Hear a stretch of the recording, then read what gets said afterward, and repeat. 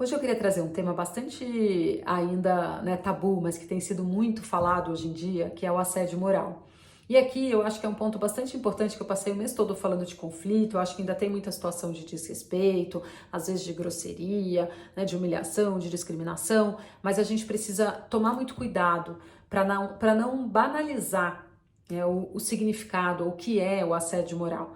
Eu estava até discutindo com um advogado esses dias e ele trouxe muito esse ponto e acho que ele trouxe uma reflexão muito pertinente, que é importante que a gente aprenda, né, até para entender se a gente está vivendo a situação ou não. Então aqui eu queria primeiro ler o conceito de assédio moral. É a exposição de alguém a situações humilhantes e constrangedoras, repetitivas e prolongadas. Isso é muito importante, porque ela precisa ser recorrente, ela precisa ser frequente. Uma pessoa que te desrespeita uma vez, por pior que seja a situação, por mais errada que ela esteja, mas quando isso acontece uma vez é pontual, isso não caracteriza um assédio moral, porque não é prolongado e repetitivo. Então a gente precisa tomar bastante cuidado.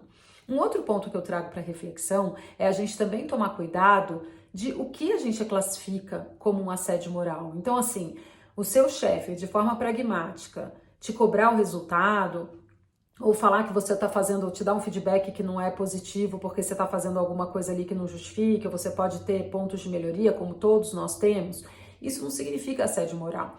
Se o gestor entender e prestar atenção na forma, qualquer coisa pode ser dito. E isso não é caracterizado por um assédio moral. Então a gente precisa tomar cuidado para também não banalizar, porque não é, né? Uma pessoa que é pragmática ou ela é mais direta, não significa que ela está fazendo um assédio moral. Então a gente tem que ter essa consciência, né? E essa tomada aí de abrir mesmo a cabeça para entender que a gente tem diferentes perfis, que a gente fala com diferentes pessoas. É lógico que percepção a gente não discute, a gente precisa se adequar ao perfil do outro para não ser mal interpretado, mas também é importante que a gente não banalize o assédio moral.